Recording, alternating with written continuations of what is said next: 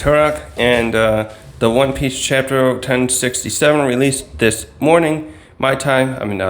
In Mountain Time, and it's great for me because last time I made the video was in the evening, and I had to pep myself up with a lot of caffeine to be ready for that one, and I still do now because it's the morning. But this is another good one. So let's see, I gotta go back over the last chapter. The last chapter, focused on Stalker.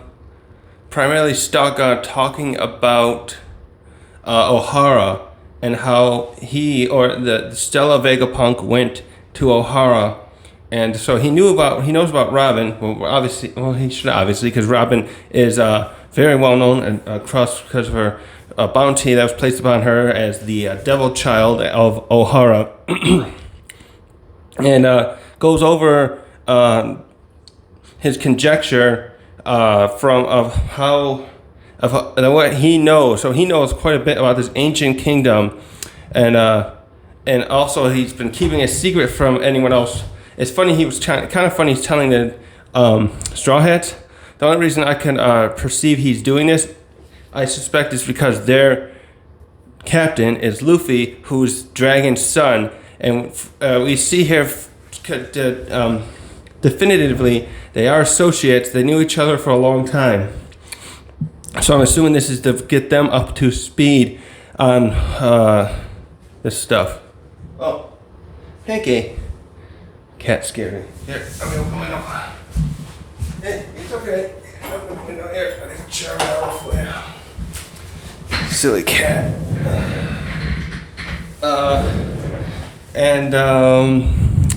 So I went over in my last video the Robin's flashback, because it was very interesting to revisit that, to get the stuff on this, on Clover especially, because he got a lot of some more characterization here. Him being the head of the archaeologists at Ohara to investigate the poneglyphs and the Void Century. And so that's enough of that. So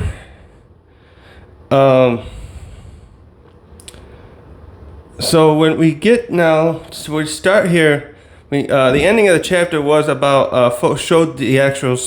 So we saw Vegapunk Stella as a younger man at Ohara briefly, and we get to see him at the end too.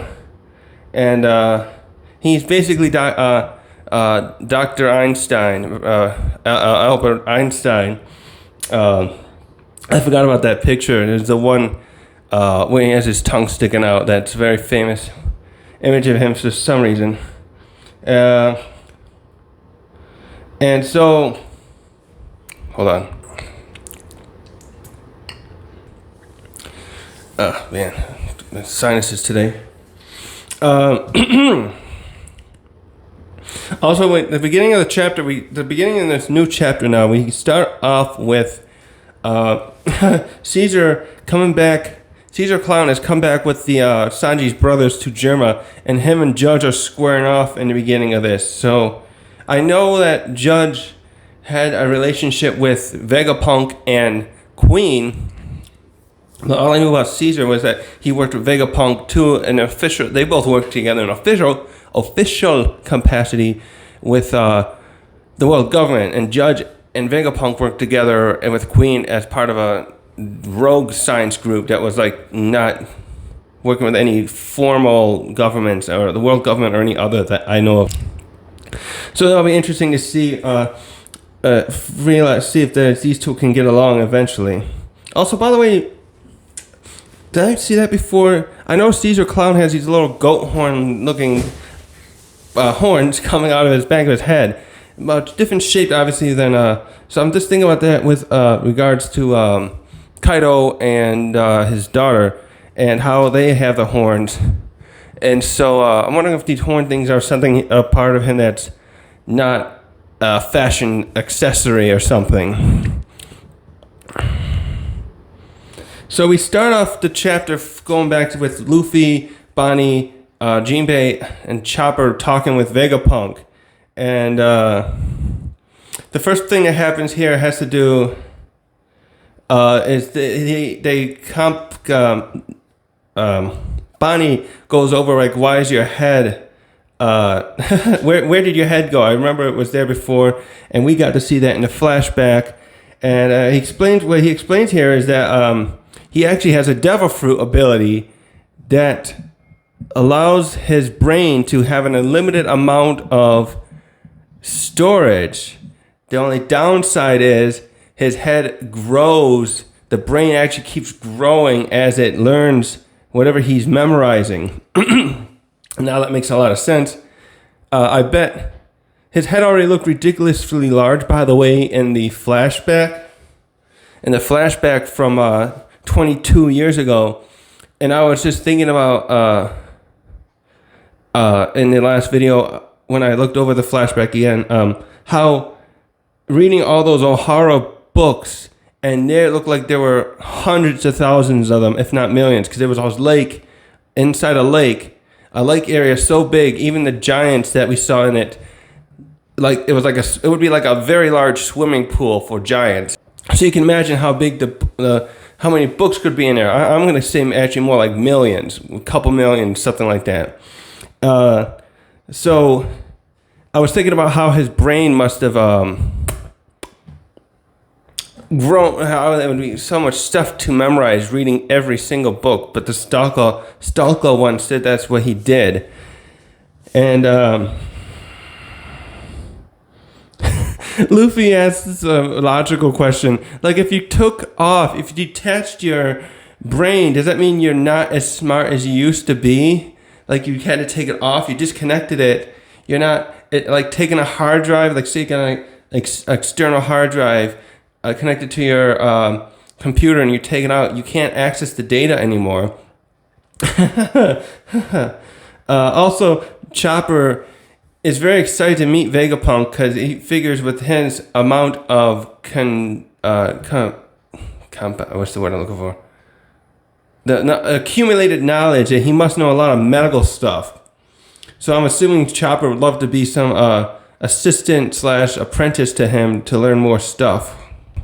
And so what he explains here, and I think I guessed this a little bit.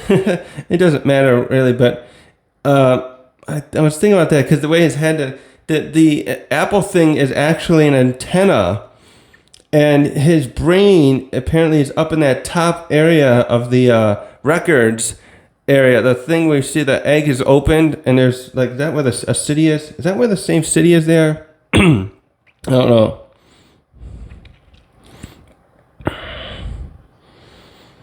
How is he keeping his brain alive though? Because it's a part of his body, right?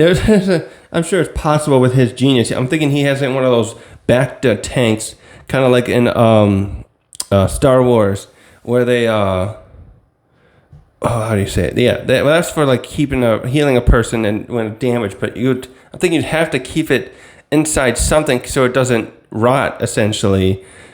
But yeah, so he's got it up there like that, and he goes on here to explain about the. Now we saw through the CP0 briefing that Kaku gave to Lucci and I forget that woman's name now, but now he explains that he explains to Luffy and the others here how that he's got these clones. So they are clones, okay. Did I say they were clones? I was talking about that to some extent before. Yeah, so they are clones. And this is something I definitely was right about. I was thinking about this with, when we first found out about them, that they each one would have their own field of study, and he does say that they all do that. So I was speculating like one did the Jetsons for our future stuff, one might be doing the Seraphims. I forgot what the other things I speculated, but he doesn't go on to explain what exactly they can do, but they are all individually containing aspects of his interests or stuff he knows. And each of them connect to that thing too, but like they synchronize with it once a day to get all the share memories and knowledge. So this this does take away one thing though, possibly that I was suggesting before, that I thought that maybe Shaka was the only one talking to Dragon, and that Stella Vegapunk didn't know about that. But he probably does know or must know, and there's some stuff about this later that makes me think that more so. Also, he calls the Wrath Vegapunk, or Atlas, a little girl, even though she's like probably as big as Kaido in height. Also, it's kind of cute how he says his brain synchronizes. I'm thinking of technology again, and how there are ways to, I think it was like the RAID. They call it RAID. It's an acronym in computer stuff where you have information shared across multiple hard drives. In that case, it's so that if one of them goes down, the other ones keep the knowledge, the data stored on it, so that the is not lost. This is especially something that's like large corporations would do, who have lots of information they can't lose. Here, Pinky. Hold on. You gonna come out now? Come on. Yeah, open the door. Cat wants to go outside, but it's too damn cold. But he doesn't know what to do with himself now. And we see the lineup here too of all the clones with their faces now and their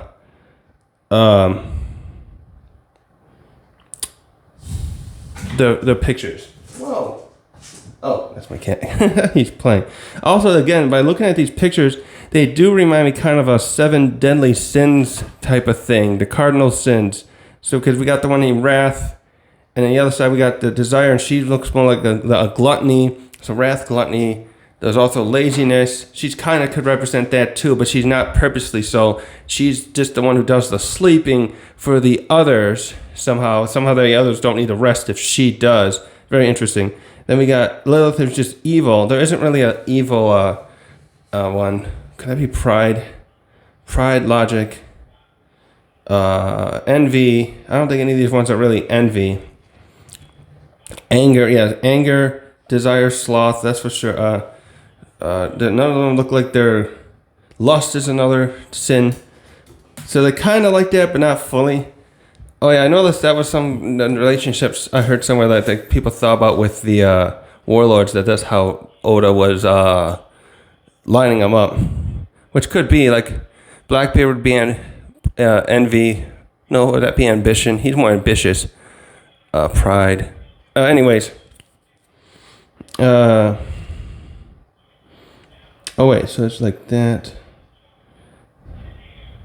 Oh yeah, Luffy thought, oh, you clones, does that mean like you're a ninja? Like ninja clones, is that something in Naruto? I know, who else did ninja clone stuff? Oh, Tien Shinhan had that ability in Dragon Ball where he can make himself 4 copies and then Cell imitated it at the Cell games.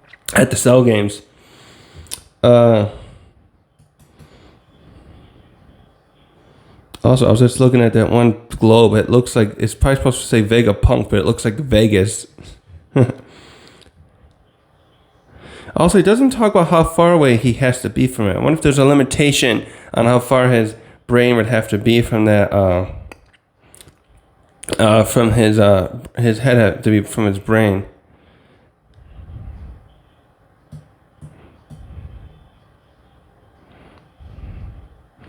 Also, apparently he has a hard time saying his fruit's name. Oh, look, Luffy's in the background in the one scene just playing around with the boots still. So, going on here. Jinbei remarks like he finds it hard to understand how that works, sharing the same brain. And Vegapunk uses an example of saying that it's like having a library that we all can share. And he goes on, also here, by the way, Vegapunk is not as cold and calculating as I thought, this regular one. I imagine some of his other ones kind of are. Shaka, maybe. I don't know about Pythagoras or Edison, but he's far nicer than I thought he would be. We see here he's quite the dreamer. So he goes here talking about how he wishes he could have everyone share the knowledge that he has in his brain. and he thinks that would help accomplish the world, allow societies or civilization to accomplish far more, and they would share the same mind. And that gets Chopper excited again, the idea that he could connect to the brain and then study medicine wherever he goes, so he could not have to be tethered to finding a library, I suppose. And Jinbei, though, here brings up a very good point that I like. And Vegapunk doesn't get mad at him for it, but I always thought he would have. He says, if that were true, but given that people are also individuals, and they have their own biases and ideas of how things should be, ideologies, he isn't the word here, he thinks that would lead to trouble, that other people could have access to that knowledge and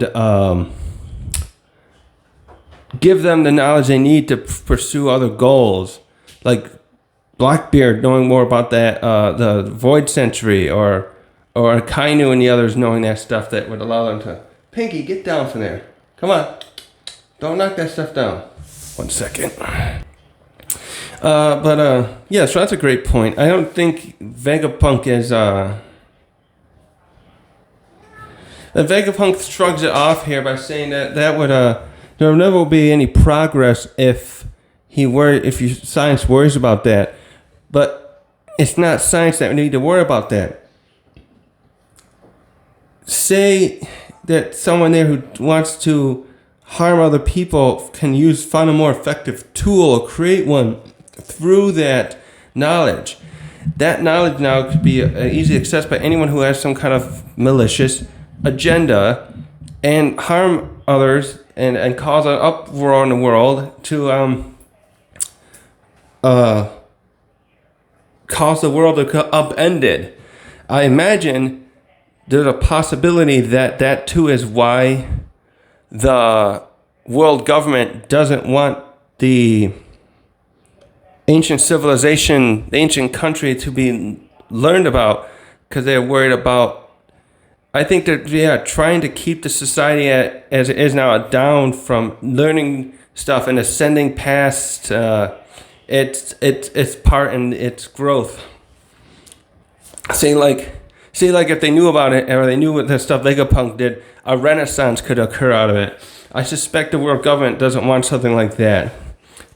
Think kind of like the Catholic Church back in the Middle Ages. They didn't want Galileo. They didn't like Galileo's findings about the idea that the Earth wasn't the center of the universe, as they had believed for 1,000 years. I suspect the world government's being that kind of attitude. But plus, there's probably a lot more going on here. So, this kind of reminds me of the Da Vinci Code, the book and the movie by Dan Brown, where the church was also trying to hide secrets about that. In that story, that perpetrated that Jesus was not this pure soul who just helped, and like he did help people, but it was that in that story, Jesus was a man who had a relationship with a woman and had children, and they want to make him out to be very pure, and etc., etc. And the church in there was trying to hide that and was chasing down. Oh, that's it. There was a group in there that could be like, we could associate with the will of D clan, the D clan here, trying to protect something from the world government. Oh, that would be great if there was something like that kind of conspiracy going on. That would be awesome for One Piece. The Da Vinci Code book is one of my favorites, with that levels of all these, like, in there, all these intellects like Da Vinci and others were secretly part of it, which kind of goes nice and coinciding here with Vegapunk being part of the Revolutionary Army too, who's trying to fight against the world government's oppression. Anyways, Bonnie here is not having any of Vegapunk's optimism, and the way he is more positive. Like I said, is more progressive, happy. I don't know. It's not that cold and calculating, like I said. And she takes out the hold on, let me fix my screen. She takes out the lightsaber and swings it at him, and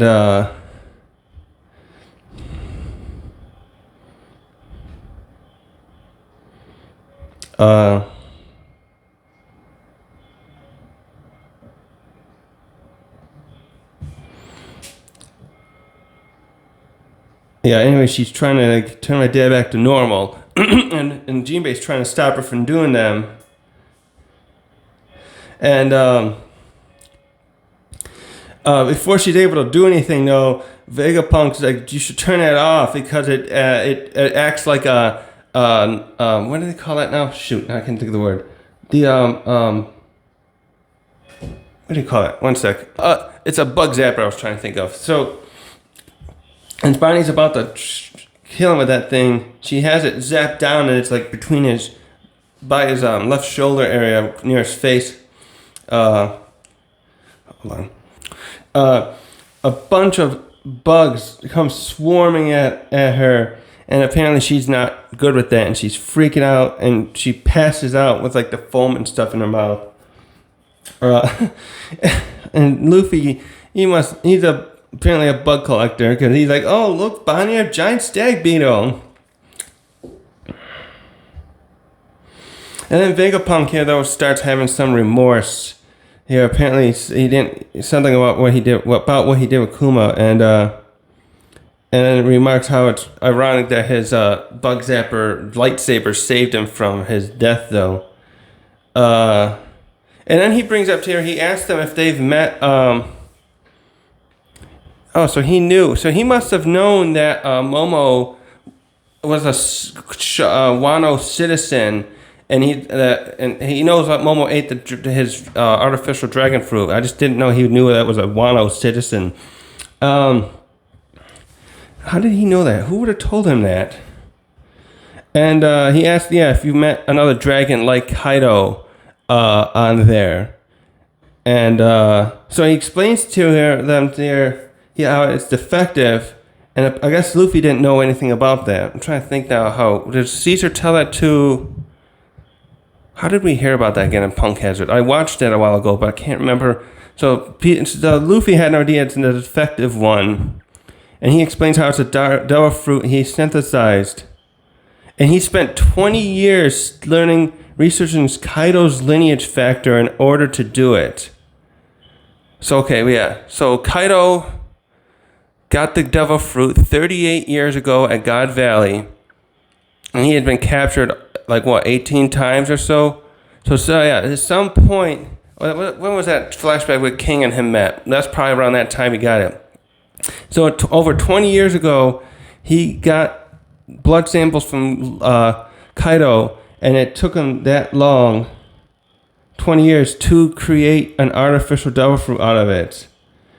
Wow. Using the lineage factor. That was something they talked about, right? That's a thing of how he can take someone's DNA and clone them.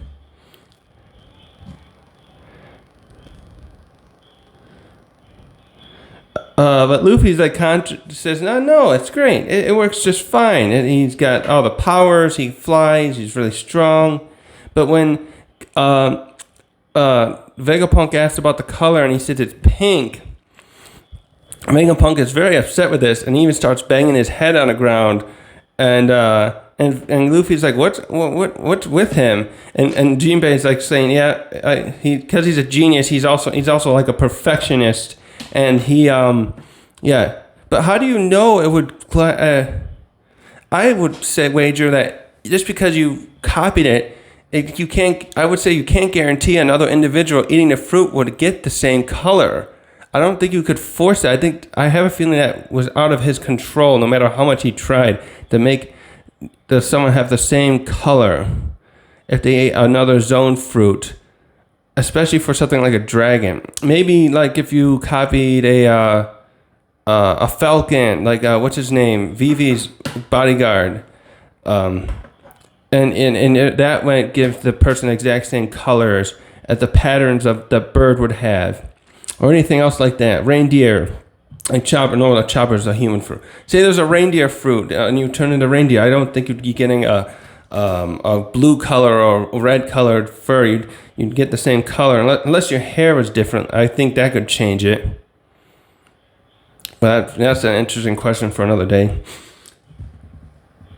So anyways, Now we get into something with the Night Mech. And actually we find out Vegapunk calls it a legendary Iron Giant. And that just makes me think about the film. Who made that film? It wasn't Disney. But it's from like 1999. And the character's now in that multiverse fighting game that Warner Brothers made. Or whoever works, whatever.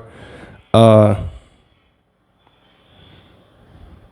this is something very interesting. So this thing has been here built over 900 years ago, and at some point 200 years ago, it reawoken and attacked Marijois. Oh yeah, and Luffy was trying to tell him, "Oh, you probably made this, right? Can you make it move?" And apparently he can't. So there's something interesting else here too. I'll get to that in a sec. So he recaps a brief flashback here of why that no one knew why this thing woke up, or but it attacked Marijois, trampled around, but it ran out of power and it didn't cause any casualties, which I find hard to believe. But scientists at the time did not know how it worked at all themselves. Totally flabbergasted and.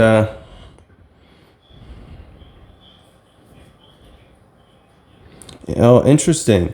So the government ordered this thing to be destroyed, but the other scientists actually disregarded that order, and they hid it here on this island.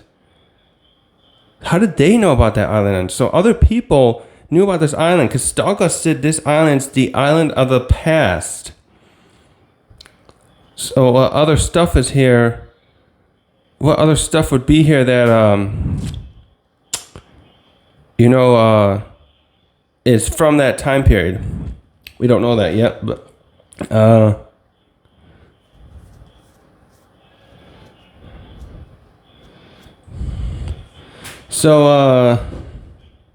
next thing here is he just compliments somehow on finding this spot, because was that like there was like a hologram or something blocking this entrance to this location, and I forgot, but they must have just stumbled into there. And anyways, now this 45. I was getting a text. Sorry. I have to look this up because there's something that's referencing here. Nico, you see Nico, Robin, and the other Straw Hats looking at we see Nico, Robin, and the others must be like viewing this conversation. There must be like a security camera there, looking at the Iron Giant, and they're hearing this stuff that Vegapunk Stella is telling the others, and Nico also reminds us that 200 years ago was when the Fishman Knights movement started to gain ground, and there's a reference there for chapter 620. Let me pull that up a second. Okay, I read that chapter they're referencing. That was one where Jinbei is given a flashback of about his time with Fisher Tiger. Begins to with two of the other Straw Hats at that time. So I'm not sure what that has to do with this part of the chapter. But we'll go on here to see. Also, they mentioned like that Frankie's surprised that robot climbed the red line up like that. Or asked if it did, and Shaka says it most likely did, unless it flew. We don't know that.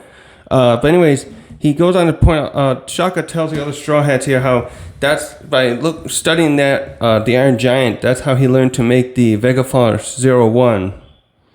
But interestingly, here we find something that even Vegapunk can't do, and that when he reverse engineered the stuff he learned from the Iron Giant, he was unable to learn how to recreate everything that the Iron Giant's internals can do. And it turned out the power source was the one thing that was too much even for him to understand at this time.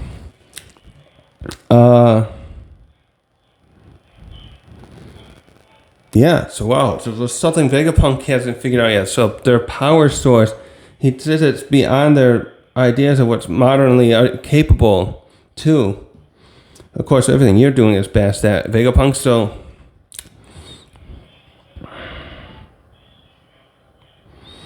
And then the others are wondering who that is, and or was that Usopp? And then Sanji's like, well, yeah, we met her before. That's Julie Bonnie, but I thought she was a little girl last time. So they're unaware of her devil fruit, obviously. I don't think they really interacted with her much at Sabaody, right? Just Zoro did, as far as I can remember, because he almost killed that celestial dragon, and she stopped him. So now we switch back to Vegapunk, and he's feeling regretful here for what he did to Bonnie's dad and how it hurt her feelings. And he talks about how he has something to give her. And I don't know if that refers to, maybe referring to something else with Kuma, but we don't know yet. And now we get to something very interesting too with so Vegapunk here is glad that Luffy's come, and he asks him to take me away from Egghead, which is a little weird because I would think he could leave himself any time. I'm wondering if he's somehow a prisoner here. And I was talking about earlier, like spoilers too. The Aigis Zero actually shows up now in this chapter. We were waiting like 4 chapters or so now, and they're coming, and we see them at the end arriving. And I was talking about once they come, some of the, I have a bad feeling that some of the other clones are going to be destroyed here, and Vegapunk, either Stella or maybe one of the clones, will end up escaping with the Straw Hats. But he's requesting Luffy to take me with you, and I'm wondering if that's to go to Dragon. Maybe he can't escape. I wonder if he's being under more surveillance, like I've been talking about. And now we switch over to them, and they are fighting against the sea animal machineries, cyborgs that are up front, and we see like one of them has been probably destroyed by, I don't know if that's supposed to be cannon fire, and the others are all starting to surround the ship, but they aren't making a move to attack just yet. And they're radioing they start radioing Egghead, just telling them who they are, and then they were coming there to we're requesting the dock. And then the next thing we finally see, we see the Liverpool agent here, and I think he's just briefing his other crew members. And he's telling them how they've been trying to capture Jewelry Bonnie, and they know she's here. So she served her purpose and eliminate her on sight. So, were they following her to get here, maybe? Could they not get there? Maybe. Interesting. Also, by the way, Kuma's in the background, the Seraphim, and Oda got the coloring right, because the Seraphims are based on Lunarian DNA as a base, plus the clones being clones of the various warlords. The Kuma one's there with the right skin tone of a Lunarian now. Oh, and look at that hat. So, and all the, I thought his hat was different. Kaku's hat, a mask, actually has like a beard on it, which is interesting. And Rob Lucci's reminds me of the Phantom of the Opera, and his pigeon's got one too on. That pigeon's funny. Having a little pigeon, and the pigeon's even wearing a little coat. Oh my gosh, that's so cute. And he's probably dangerous. And there's that other woman. She's got an interesting mask on. It looks like an owl or something. So, the Straw Hats with the other, with Shock and the others, find out that there's a government ship coming in. They must have heard the radio part. And what was that, Edison? No, Pythagoras, I think, is like, this is terrible. We can't let them find out we have pirates here. And he's freaking out because Rob Lucci's there with them. So they obviously know Rob Lucci's a threat. And then Lilith suggests, let's just give them the Straw Hats. We don't need them anymore. And here I thought they'd want to keep them as test subjects, but Lilith wants to just get them out of the way so they don't get in trouble for having them there. And at the sight of Rob Lucci's name, Usopp and Nami are freaking out, and Robin too looks a bit worried, and Frankie too looking like he's on his guard, and Sanji's like talks to Robin like, no, don't worry, I'll protect you from him. Well, it would be interesting actually to see a fight between him and Sanji. Sanji never fought with Lucci, did he?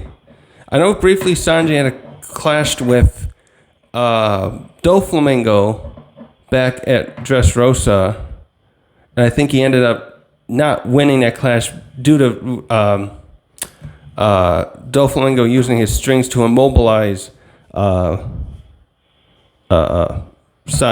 But seeing him fight Lucci would be an interesting fight now, given that their Sanji's strength increase using that suit, and we don't know anything about Lucci. Might learn no different now.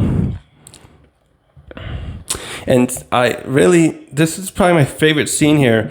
Shaka shows some balls here, and he says, just tell them, so they know that he somehow knows that the Cypher Pole has the Seraphim with them. Did they report that there? But he says, no, tell them to just give us the Seraphim and leave. You can't, we're declining the we're not going to let you dock here. And then he informs the others that they're going to not like that, obviously, and he tells everyone to prepare for battle with the other clones, his other Vegapunks, I suppose. And finally, now we get to the last scene of the chapter. 1 second. Hold on. I was just pulling up. We cut back to the island where Ivankov is, and the other revolutionary armies are currently based at. And we see that Kuma is starting to act up. So I forgot they had Kuma with them. When did they get Kuma back? So did the others when they made that assault on Marijwa, did they successfully get him? They must have successfully, obviously, because he's here with them now. And he's starting to act up, and the guy named Lindbergh is trying to calm him down because they still have to repair him. And he's like got all these parts connected to him. Looks like stuff to try to like act like a life support probably to keep him alive while they're fixing him. And he's towering over them with this smoke coming out of his mouth. And the others are all there, start coming up too, like Koala and is Dragon there? Dragon's there too, I think. They show him in a later panel. And the others are like worried that the government still has control of him, and they're probably waking him up. And he starts running away, and Koala's running after him, yelling after him to stop moving because he's just going to hurt himself. And we end the chapter. The end of the chapter has Dragon and Ivankov yelling at him too to try to coax sense into him. And Dragon's about talking like, well, tell us what's going on, please. Where do you want to go? And Ivankov just yells like, stay with us. We're not done fighting. Mad Dash. Now there's a break next week. Great. Whew, that's a good chapter. Real good chapter. So now, of course, we get a break right as I guess Zero ends up there. We can't see any fighting yet. Damn. So this Iron Giant is the most interesting part here that brings up some questions. Actually, by looking at the size of that too, it reminds me like it looks like it would be about the same size as Oars. I wonder if there's any correlation to its size and overall look that could have been based upon. Maybe there's something. Maybe this thing would have been like if the Oars, if there were more of them at one time. Maybe this mech could have been also something that was designed with that size in mind to repel and fight Oars tribesmen create in the past. Maybe they were Harlem, maybe like that. I never saw the whole movie, but there's that movie Pacific Rim, and there's kaiju-like monsters attacking, and the military world has created these big suits, kaiju mech suits that takes like 2 or 3 pilots, and they have to work together to fight them off, similar to Godzilla. But I'm thinking more like with this, it's I'm relating more to Pacific Rim, where there seems to be constant ones coming up. And I know there's been some other anime like that too. I'm trying to think of one that had that. Was it Die Guard, Evangelion maybe? And so I was just thinking about how that could be incorporated here, where the Ors tribe, being like the largest race of like, excluding like animals like the big puffer fish guy or the other squid we saw in the Fishman arc. The Ors seem like the largest bipedal, I guess, creatures, that land creatures that we know of, and it could have been there's like kind of, or more like Attack on Titan too, where they were going to cities, ravaging them and stuff. And this thing was probably could have been created by the ancient kingdom as a way to defend their borders from them, defend their towns and whatnot. Also begs the question of what pierced it there. See, when he goes in that flashback. Oh, when it's in the flashback too, it looks like it was holding a large staff or something in its right hand. I wonder if that's what's buried in its stomach there. Also, actually, they're in a big junk pile there. I wonder if that's full of the stuff that is from the Ancient Kingdom or is from Vegapunk's failed stuff. Also, why did he have a hologram there to hide it? Is that to keep maybe the other assistants from seeing it so they don't know what else is on this island? Also, I like in the background here that they got what looks like one of those old-fashioned laser things that they show in, I think that's like, it looks similar to ones you'd see in Jetsons or something like that, or other classic cartoons like that, it's a cylinder thing connects to a hinge. It's got a little ball on the end, and it's got these little rings of sorts around the cylinder part. I'll put up an image of it here. And Seraphim. Also, it looks like I guess Zero agents. I was looking at some of the ones behind them. It looks like they're wearing, at least that one there appears to be wearing a mask as well. Can't tell. And also, by the way, there's only 3 of the Aegis Zero agents there, plus their men. I feel like, barring whatever power-ups we don't know about with Lucci and Kaku and with this other girl, that the Straw Hats technically should have an advantage here against them because they outnumber them. Unlike when they fought them at Enies Lobby, there was like an equal number of agents and the Straw Hats, plus, and like Robin and Frankie wasn't really a Straw Hat at the time. There was an equal number of opponents for one-on-one fights. But now all the Straw Hats are here.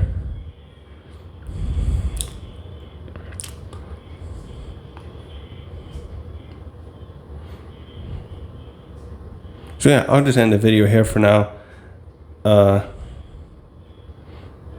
Yeah.